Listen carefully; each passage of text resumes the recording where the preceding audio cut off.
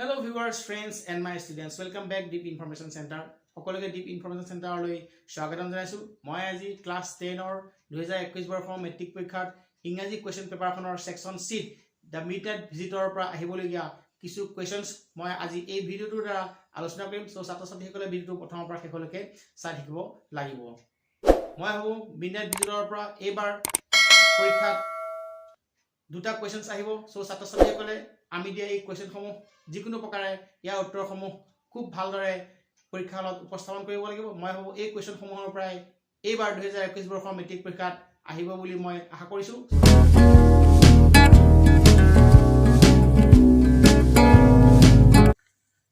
2021 বৰ্ষৰ মেট্ৰিক পৰীক্ষাত দা midnight visitor পৰা আহিবলগীয়া প্ৰশ্নসমূহ তলত দিয়া হ'ল। ইয়াৰ প্ৰথম প্ৰশ্নটো হ'ল How does Asebul manage to make Max believe that there is a balcony attached to his room? এই কুৱেশ্যনটো 2019 চনত আহিছে, গতিকে 2021 চনত আহিব বুলি মই আশা কৰিছোঁ। আৰু এই প্ৰশ্নটো খুবেই ইম্পৰ্টেণ্ট 2021 চনৰ মেট্ৰিক পৰীক্ষাৰ বাবে। চ' ছাত্ৰ-ছাত্ৰীসকলে এই প্ৰশ্নটোৰ উত্তৰ যিকোনো প্ৰকাৰে মনত ৰাখিব লাগিব। How does Asebul manage to make Max believe that there is a balcony attached to his room? Attached মানে সংলগ্ন হৈ থকা বা একেলগ হৈ থকা। আছেবুলে মেক্সৰ মনত কেনেকৈ বিশ্বাস জন্মাইছিল যে তেওঁৰ কোঠাৰ লগত সংযুক্ত এখন বাৰাণ্ডা আছে বুলি। ইয়াৰ পাছৰ প্ৰশ্নটো হ'ল briefly describe how Ausable defeated Max scheme to take away the report. এই প্ৰশ্নটো খুব ইম্পৰ্টেণ্ট, ছাত্ৰ-ছাত্ৰীসকলে মনত ৰাখিব লাগিব আৰু এই প্ৰশ্নটোৰ উত্তৰ খুব ভালদৰে পঢ়িব লাগিব। ইয়াৰ পাছৰ প্ৰশ্নটো হ'ল give a description of Max conversation with Ausable. Conversation মানে কথা বতৰা পতা। Give a description of Max conversation with Ausable মানে আছেবুলৰ লগত মেক্সৰ কথা বতৰাখিনি বৰ্ণনা দিয়া। হু ৱাজ মেক্স? মেক্স কোন আছিল? How and why did he enter Ausable's room? Max কোন আছিল? হাউ এণ্ড হোৱাই কেনেকৈ আৰু কিয় ডিড হি এণ্টাৰ আছেবুলছ ৰুমছ মেক্সে মানে আছেবুলৰ ৰুমত প্ৰৱেশ কৰিছিল। ইয়াৰ পাছৰ প্ৰশ্নটো হ'ল describe the meeting between Ausable and Max. Describe the meeting between Ausable and Max খুব ইম্পৰ্টেণ্ট প্ৰশ্ন। ইয়াৰ পাছৰ প্ৰশ্নটো হ'ল তাৰমানে এই প্ৰশ্নটো এনেদৰে নাহি অন্য এটা প্ৰকাৰো আহিব পাৰে। Ausable was a clever secret agent explain. যে আছেবুল এজন ক্লেভাৰ চিক্ৰেট এজেণ্ট আছিল সেইটো বৰ্ণনা কৰিব লাগে।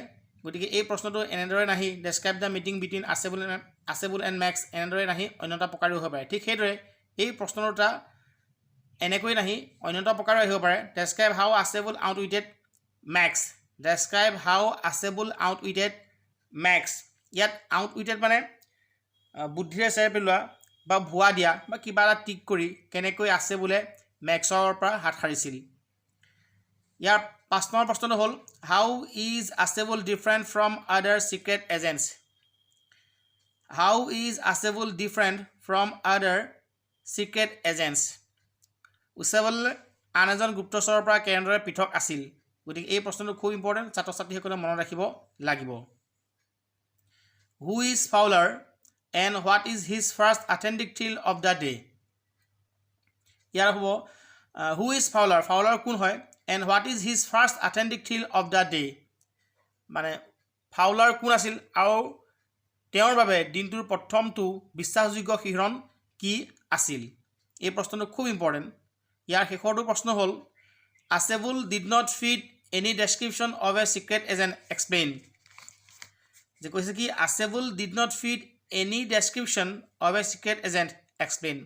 যে আছেবুল কোনো ধৰণৰ বিৱৰণৰ পৰা গুপ্তচৰ যেন লগা নাছিল সেইটো এক্সপ্লেইন কৰিব লাগে।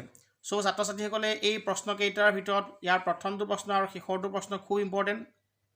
তাৰপিছত এই প্ৰশ্নটো describe the meeting between Ausable and Max বা Ausable was a clever secret agent explain বা describe how Ausable outwitted Max, এইকেইটা প্ৰশ্ন খুব ইম্পৰ্টেণ্ট।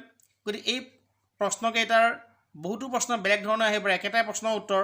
গতিকে ছাত্ৰ-ছাত্ৰীসকলে বিভিন্ন প্ৰকাৰে চাব লাগিব প্ৰশ্নকেইটাৰ উত্তৰ। ইয়াৰ উপৰিও বেলেগ ধৰণৰ প্ৰশ্নটো আহিব পাৰে, যেনে who was Max, give a brief description of a conversation with Ausable, এনেদৰেও আহিব পাৰে। তাৰপিছত আৰু এটা অন্য প্ৰকাৰৰ এটা প্ৰশ্নটো আহিব পাৰে describe what happened when Ausable meet Max in his room, এনেদৰে আহিব পাৰে, বা how did Ausable get rid of Max এনেদৰে আহিব পাৰে। গতিকে ছাত্ৰ ছাত্ৰীসকলে প্ৰশ্নটো চাই উত্তৰ লিখিব লাগিব, আৰু গতিকে প্ৰশ্নটো চাই উত্তৰটো খুব সাৱধানে ভালকৈ উপস্থাপন কৰিব পাৰিলে নম্বৰ পোৱা যাব। আৰু মই ভাবোঁ প্ৰশ্নবোৰৰ উত্তৰ মেইন বুকৰ পৰা লিখিলে খুব ভাল নম্বৰ পোৱা যায় বুলি মই ভাবোঁ। চ' ছাত্ৰ ছাত্ৰীসকলে খুব সাৱধানে আৰু প্ৰশ্নটোৰ উত্তৰ খুব ভালদৰে লিখিবলৈ চেষ্টা কৰিব লাগে, আৰু তেতিয়াহে পৰীক্ষাত ভাল নম্বৰ পাব বুলি মই আশা কৰিছোঁ। ধন্যবাদ।